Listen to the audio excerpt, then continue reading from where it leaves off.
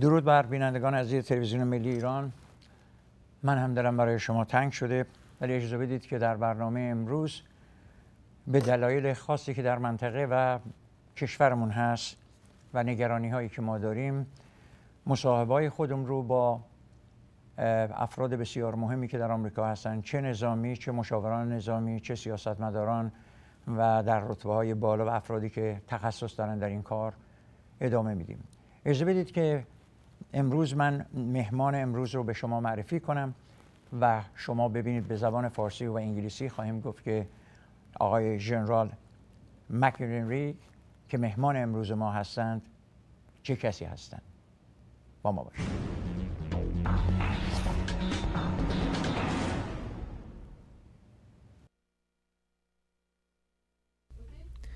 Thomas G. Mcinerney is retired U.S. Air Force Lieutenant General. He is a command pilot with more than 4,100 flying hours, including 407 combat missions. As an Air Force controller during Vietnam War, in addition with Vietnam service, Mcinerney served overseas in NATO, Pacific Air Force, and as a commander of 11th Air Force in Alaska. Currently, he is Fox News contributor, and he is member of Iran Policy Committee. Mcinerney was born in 1936 in Maryland and graduated from Garden City, New York High School in 1955. He earned a Bachelor of Science degree from United States Military Academy in 1959 and master's degree in international relations from George Washington University in 1972. Mcinerney graduated from Armed Forces Staff College in 1970 and from National War College in 1973. His first operation assignment was in October 1961 with 476 Tactical Fighter Squadron flying F-104s. He took a part in Berlin and Cuban crisis in 1962, flying escort mission in West Berlin Air Corridor and escort reconnaissance mission over the Cuban Missile Crisis. In April 1963, he was one of the first forward air controller assigned in South Vietnam with Vietnamese Army Division. Upon graduation from National War College in July 1973, Mcinerney was assigned to 58th Tactical Fighter Training Wing in Luke Air Force Base. As a F-104 and F-5 Director of Operation, he was primarily responsible for F-104 training and F-5E military assistance program. In August 1974, he became the air attaché to U.S. Embassy in London. There he worked for 3 different ambassadors, assisting them in changing U.S. policy toward multi-role combat aircraft and increased standardization with European Aerospace and North Atlantic Treaty Organization Air Force. ژنرال تامس مک‌اینرنی، ژنرال بازنشسته نیروی هوایی آمریکا. او فرمانده گروه پرواز نیروی هوایی آمریکاست با 4100 ساعت پرواز و 407 مأموریت جنگی و 164 پرواز با هواپیماهای F-4C در جنگ‌های ویتنام است. ژنرال تامس مک‌اینرنی خدمات نظامی خود را در ناتو و پاسیفیک ایرفورس و نیروی هوایی 11 در آلاسکا انجام داده است. وی متولد 1937 در ایالات مریلند می باشد.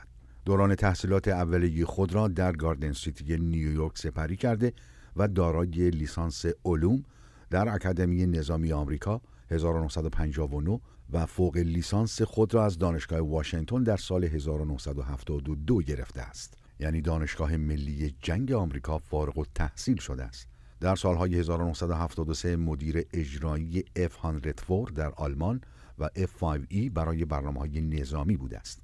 در ماه آگوست 1974 او مشاور سفارت آمریکا در لندن بود و ای با سفرای مختلف آمریکا همکاری و مشاورت داشته است. همچنین در تغییر نقش‌های گوناگون هواپیماهای جنگی دست داشته است. ژنرال مک تامس اینرنی در حال حاضر مشاور تلویزیون فاکس می باشد و امروز مهمان برنامه پیپل پاور است. Welcome to NITV, Lieutenant General Mcinerney. It is an honor to interview with you, sir, today. Thank you very much for having me. Please tell us a bit about your background in Air Force for the United States military, please. Yes, I was a career fighter pilot, spent many years overseas in Europe as well as in the Pacific as a commander, senior military planner, was engaged in numerous operations with 4 tours of combat in Vietnam, did testing for many of our new weapon systems, and then was the Vice Commander-in-Chief of U.S. Air Forces in Europe, as well as the Commander in Alaskan Command, and retired as the number 3 man in the Air Force, called the Assistant Vice Chief of Staff. I understand you have a significant background with NATO. Please share about your work with the ambassadors and U.S. policy on military aircraft, please. Yes, one of my first assignments was to NATO during the Berlin crisis in 1961, in which I participated in operations that would have opened up the corridor should the Russians have decided to close the corridor. I then had follow-on assignments as an air attaché in London and a vice commander of a 111 wing in the United Kingdom, and then finally as a 3rd Air Force commander in the United Kingdom, which also had a NATO responsibility, and then finally as the Vice Commander-in-Chief of all the U.S. Air Forces in Europe, stretching from Norway to Turkey. General, on June 22nd, President Obama announced plan to withdraw troops from Afghanistan. What was your initial response to this announcement, sir? Well, I was somewhat surprised. My concern is how he wants to withdraw and transfer.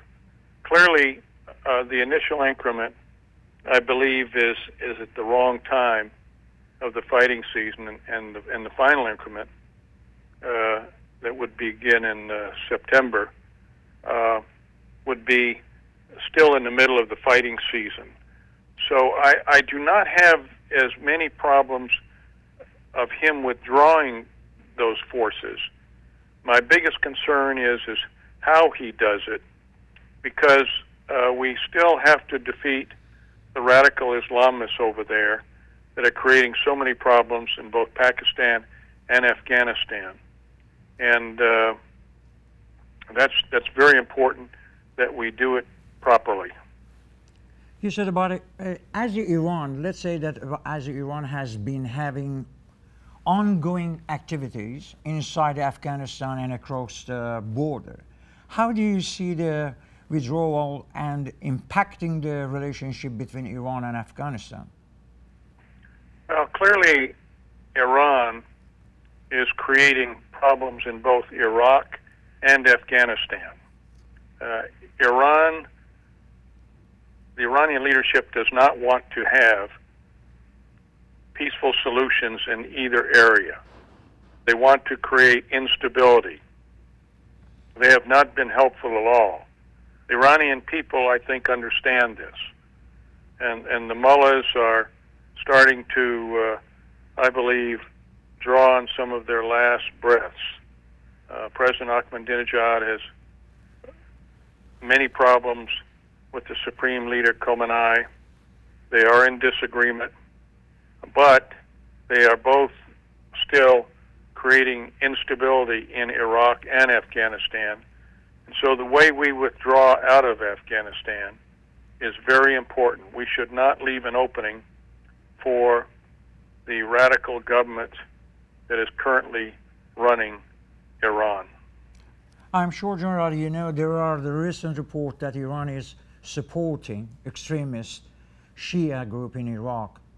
While the U.S. military is in process of drawing down presence there, how it is relationship between Iran and Iraq impacting security in their country, and what are the U.S. options to restore boots on the ground beyond the December of this year? Well, I think the important thing is how we conduct the operations, not as much as how many boots are on the ground. First of all, we should have a tit-for-tat strategy, which means every time the Iranian government in either Iraq or Afghanistan creates problems by selling or distributing weapons, improvised explosive devices, etc., for every time one goes off in either Iraq or Afghanistan, one should go off in Iran. It should be done by indigenous Iranians, should be covert operations, and they should know that that is a tit-for-tat strategy. Every time they do something, then we're going to respond. By not responding and by accepting this, we are willfully asking and encouraging the Iranian government to take these offensive actions. So there are many things that we can do covertly to impact the Iranian government that they would understand, and I believe that they would cease and desist these activities in both Iraq and Afghanistan. Both administrations, the Bush and the Obama administration, have been very weak in this area, and all they have done is encourage the IRGC to take these actions. I deplore the U.S. response to these actions. In decision to keep a U.S. military in Iraq for 2012 is up to the Iraqis. What is your interpretation of their positioning in light of the Iran's influence? Well, I unfortunately am not confident that the Prime Minister al-Maliki is not a tool of the current Iranian government. I personally do not trust him. He has not exhibited the leadership that I think the Iraqi people deserve, and he does look like he is in contrivance of working closer to the Iranian government than with the U.S. government. That being said, they are going to have to make a decision pretty soon if they want a residual force of, say, 10,000 Americans, equivalent to one division, to stay there. Otherwise, I believe all our forces will be out of there by the 31st of December of this year. That could create a destabilizing impact in the region, which would not be good for Iraq. It is a rumor that Obama may leave troops in Iraq if it has occurred. Could the same be possible for maintaining U.S. force in Afghanistan? Well, remember, we're only talking of drawing 30,000 troops down in Afghanistan. We'll still have 70,000 plus the international security assistance forces, although some of the countries are talking about coming down. I think one of the most important things that we have to do in Afghanistan is we have to be far more aggressive than we have been in our strategy against the Taliban, both inside Afghanistan and in Pakistan. Remember, the Taliban were created by the Pakistani ISI, their security intelligence group. And if they don't continue to support them, then the Taliban will wither. We have to have that meeting with the Pakistanis and say, you must quit supporting them. And if you don't, then there'll be implications. I don't want to talk about them, but we must expect more out of our Pakistani ally, who we have given $10 billion since 9/11. And so we must hold the Pakistani government accountable. What are some of the tactic of or resources which is U.S. forces may be best suited to take up the dealing with Iran's influence? Well, I think what we have to do is work with the Iranian people covertly. They clearly demonstrated 2.5 years ago that they did not approve of the election of President Ahmadinejad and that it was a corrupt election. I think we need to take advantage of this situation. There is, quote, an Arab Spring, and I realize Iranians are Persian, but there is disruptions in Syria and other parts. We should encourage the Iranian people, who have a rich and treasured history and have been very, very important in the cultural world, that it is time that the people took their country back. Now is the time that they take their country back, and we have to be more proactive in that regard to assist them to do that in a whole host of ways, from economic to physical to tactics, a whole host of communications, of tools that we have available to us that could help Iranian people take their country back. That's very important. I do not want U.S. forces there. I want to enable the Iranian people to take their country back. General, you brought it up. Let us tell you something. I hear it from Iranian, and a lot of them they said that we came in the street, millions, and we thought that America will support us. But when they started killing us, torturing us, we didn't see real serious thing or support from American people and American government.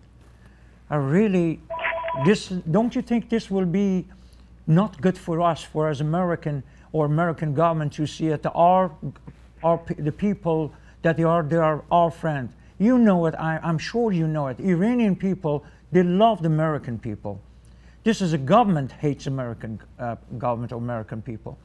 But why, as you say it, Bush or Mr. Obama, why we don't support the Iranian? That is, Iran is a great country. People, they are 75 million and young people that dying to have a freedom, like us, like American, and they have a government that they choose. They run the government. They want to be friends with all the people in the world. Why the government, regardless that is Democrat or Republican, they don't understand it. We need real friends in that area. Why we did this? Well, I think we made a major mistake. I mean, you pointed out the things that we did wrong, and I have strong disagreement with the American government for doing that. I think we were very weak. We had administrations and secretaries of state that did not understand the importance of taking the advantage when the Iranian people made the proper moves. We had a President Obama, who just completely ignored them, did not reach out and encourage them. So I am very, very disappointed in the American government, and I can understand why the Iranian people feel betrayed, because they were betrayed by the American government, and particularly by this President Obama at the time of that Green Revolution. We should have supported the Iranian people covertly, and we did not, and we betrayed them. I feel very, very bad about that. Do you see that U.S. has won the war effort in Iraq and Afghanistan, that there has been impact against the Iran sponsorship, or that there is a way to go yet? Well, there's a way to go yet. In the American terminology, we sometimes talk that the jury is still out. In other words, the jury has not come in with a decision. We certainly have set the conditions in Iraq where if the Iraqi people want to be independent and to be free, that can happen. I'm very worried about that, particularly with the Iranian influence. The same thing goes in Afghanistan. We are setting the conditions, but Afghanistan is such a primitive country compared to Iraq or Iran that they have very tribal in nature. that they have a long, long way to go. That Kabul has never ruled the country. Iran, for instance, has had, under the Shah, Tehran ruled the country, and then when the mullahs took over, Tehran ruled the country. So you have that history in Iran that they are used to the centralized dictates of the capital. You had the same thing in Iraq, with Saddam Hussein dominating the country of Iraq. Afghanistan has never had that. In addition, as I said earlier, what you have that's even more difficult is that Pakistanis are deliberately trying to destabilize Afghanistan. They have this xenophobic fear that India will be on their flank in the northwest there, and so that's why they created the Taliban. And somehow we have to take that logic away from them and let them know what the serious conditions are, because Pakistan as a country could implode itself. There are enough of the radicals in Pakistan that could destabilize that whole country. So it's very worrisome what's going on in Afghanistan and Pakistan. General, you see that economy, the trouble that they have all over the world, especially in America, but we're paying and we're helping the Pakistanis military billion dollar. And how we can feel as Americans, you see, we're suffering now and we're paying money to them, and they are helping the people that are going to kill our children and our soldiers, and they make a trouble for us and for all the people around the world, and especially in that area in the Middle East. Why we cannot talk seriously, as you said, and we tell to the army that you living on our money and you going against us? How we can solve this problem? Well, that requires leadership. That requires a president that states it just as you stated it. And it's important that the American people get that point across. We are all having economic difficulties right now. And particularly with the United States at such a perilous condition, it is very important that we not waste our money on people that are eventually going to continue to fight us. So you are asking the right question. My answer is that they know that we're serious and that we have the right American leadership that conveys that we mean business.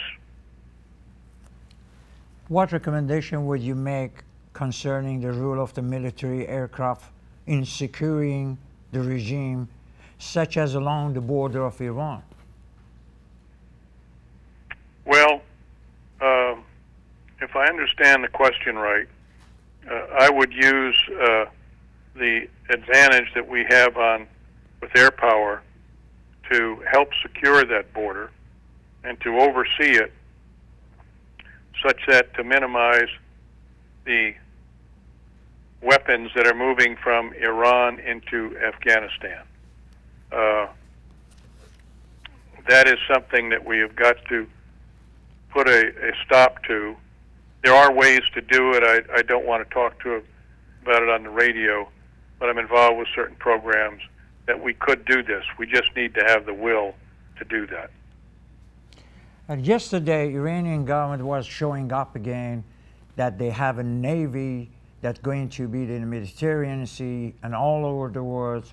They're going to see us show the muscle, and Iranian people, they're thinking that what happens? Really, the world, they want to be this regime that, as you say it, that's going to make a trouble for this part of the world. Now can be the concerning that something like a superpower to nobody was going to stop this, and nobody get it seriously. And I'm afraid the Iranian people that are fighting for the freedom, finally they're going to pay with their blood that they are innocent. It's not their guilt. This is not government they choose. And really, I think America has to help. And I hope this, if Obama want to stay in office, has to understand it, what's the situation. And America will go into little by little get, I don't know, in the international situation to get, the weak. And so it's China going step by step forward and getting to everything as a money, as a power, and as everything. What we have to do really in here for Iranian people in a situation that would be dangerous for us and for all the friends that we have. Even Saudi Arabia is in danger now.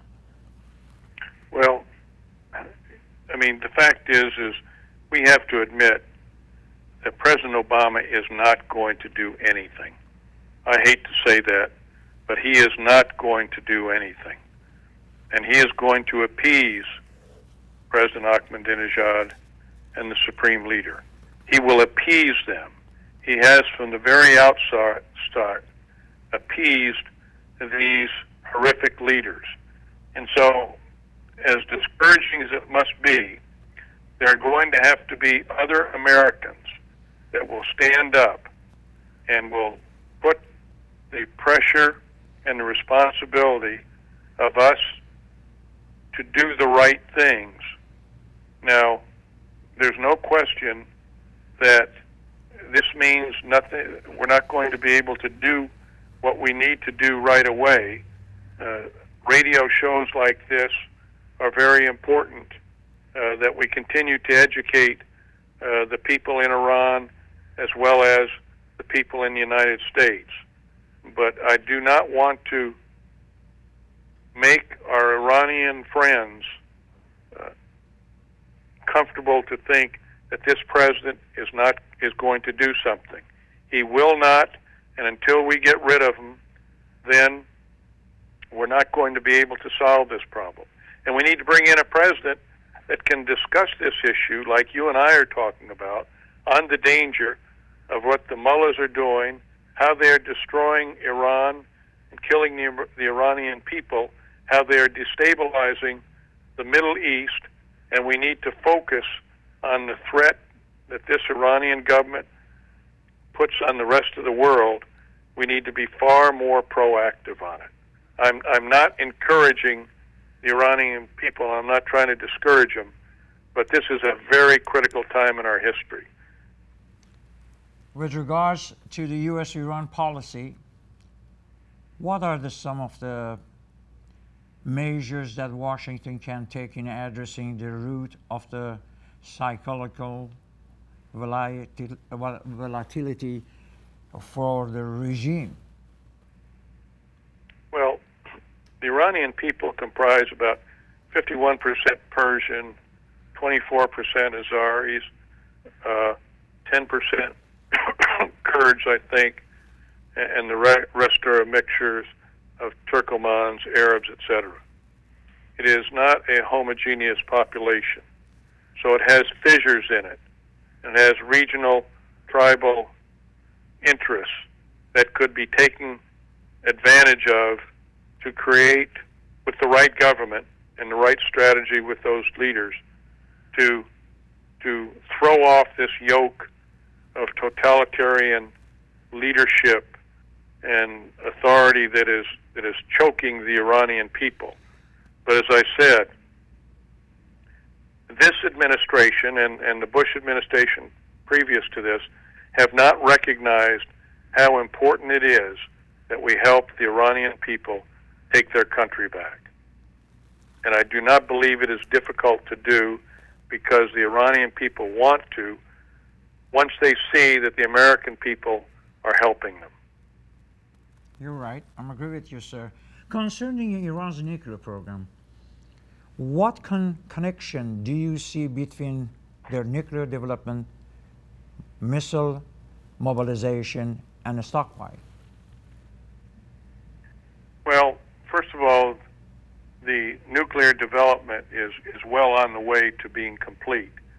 Now, whether it's weaponized or a missile is another question. But that's not the danger. The danger is that they can have prototype nuclear weapons that could be put into containers and could be shipped to the United States and other European cities. And everybody is looking for the nuclear test in which they fired off a missile. That requires a higher degree of technology. and it can take 1 to 2 to 3 to 4 years to develop. That's not the threat. The threat is the prototype nuclear weapon that can be used against Western nations. That is the threat, and that they clearly should know that if one nuclear weapon goes off in the United States would hold the Iranian government fully accountable.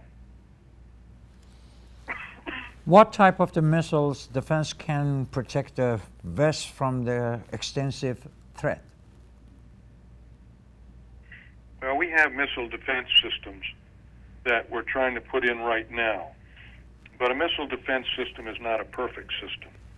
And by the way, I don't worry about the missiles as much because missiles leave footprints. You know where the weapon came from. It's the weapon that you don't know where it came from, it just goes off. So that's why I'm not as worried about having a missile defense system as I am in being able to stop them from developing their nuclear program. Concerning the arrest of the civilian resistance inside Iran, how do you see the U.S. could be strategically supportive of those who seek secular democracy, human rights protection, and would support a military coup? Well, that's what we call covert actions. And there are ways that can be done. I don't want to talk about them in public, but we have people that know how to do this, and there are people in Iran that know how to do this. And let me just simply state, it can be done. We should resource it. We should put dollars on it, and we should be helping the Iranian people. General, last question. Iran youth green movement for freedom, we see it, that in Arab countries is same thing. But Iranian, because you know, I was the first television that broadcast in Iran. This is a television that's with no help from Iran, American government or anyone. We're trying to this time to support the Iranian people, to tell them the truth with help of you people, and tell them the truth, what will happen, give them the hope that the force of the one country is the people that has to be. When the people, they want to be the secular, they want to be live together, they want to be peaceful for the world. They asking, so why the war didn't help us? Don't help us. They're killing us every day. They rape our children, they kill us, they hanging everybody, and we don't have a help. But what happens? They see it. They're asking me, for example, how you can tell us that America will going to support us when we see it in Arab movement, the secular movement or freedom movement that we see in Libya, in Syria, and in Egypt. We see it that really American, they're helping. All the world's helping. But when we came to a street and we thought, we put our life in our hand and we came to the street without the word, we see it that we are not thinking the way that our government thinks. We are not against all the world. We are not a human killer. We want to be peaceful. We want to live with them. We want to have the friendship with all the world. Why they didn't help us, but we see it they helping the other countries. What is the difference between us and Arab countries? Well, that's a very good question. And I don't have the answer to that question. We didn't do much in Egypt, although it appears that we did. We did a lot of talking to their military, so the military didn't crack down. You can see we've done nothing in Syria. I think what they've done in Libya is just made a mess of it. They still can't tell what regime they are backing. And so in Bahrain, we wisely kept our hands out of it. But the important issue is, for the Iranian people, why didn't the American government help them during the Green Revolution? I don't have an answer for that.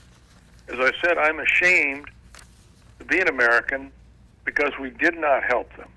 I'm ashamed of our president for not helping the Iranian people at a critical time in their history. And so America must make amends eventually to the Iranian people for failing to help them when they needed us most. And so, as I said, I think we have to wait for new leadership, and we have to challenge that leadership so we get a president that understands how important a peaceful Iran is to the region, a democratic Iran that the people want. It is the most important country over there in the region. And I don't have that answer to that very good question. As I said, I'm ashamed of our president, our administration, for not helping the Iranian people when we should have. General Thomas Mcinerney, on behalf of the Iranian and our viewer, on behalf of the NITV, National Iranian Television in USA, appreciate it. It will be really, it was honored that I talked to you. I hope we have you more, and we, with the Iranian people, hear what you think and what a lot of the American big people and very great generals of America, they're thinking about Iran. It's not only politician. Appreciate it, sir. Thank you very much for having me. Thank you, sir. دوستان عزیز، من فکر میکنم که آن چیزی که در این مدت هم خود من فکر میکردم، هم مردم ایران و جوانایی که در اینجا هستن دارن فکر میکنن و سوال میکردند، تا اونجایی که من تونستم سوال کردم. از شما خواهش میکنم اگر که شما میخواهید سوالایی رو با آمریکایی ها و کسانی که افرادی هستن که در سیاست آمریکا و افراد مهمی هستن که سیاست هستن دنیا رو میدونن، در هر گروهی، نظامی، سیاسی، تا حتی پارلمان، اگر سوالهایی رو میخواهید بکنید، خواهش میکنم برای ما نامه بنویسید یا روی فیسبوک ما، روی وبسایت ما برای ما پیام بفرستید و ما در اونجایی که قدرت داشته باشیم و بتونیم این کار رو انجام میدیم. فکر میکنم مصاحبه امروز خیلی از سوالایی که شما خواستید یا خود من فکر میکردم و شماها گفته بودید مسائل مهمی بود که در میون گذاشتیم. تا فردای دیگر و مهمانی دیگر از همه شما تشکر میکنم. زنده باد ایران و زنده باد آزادی.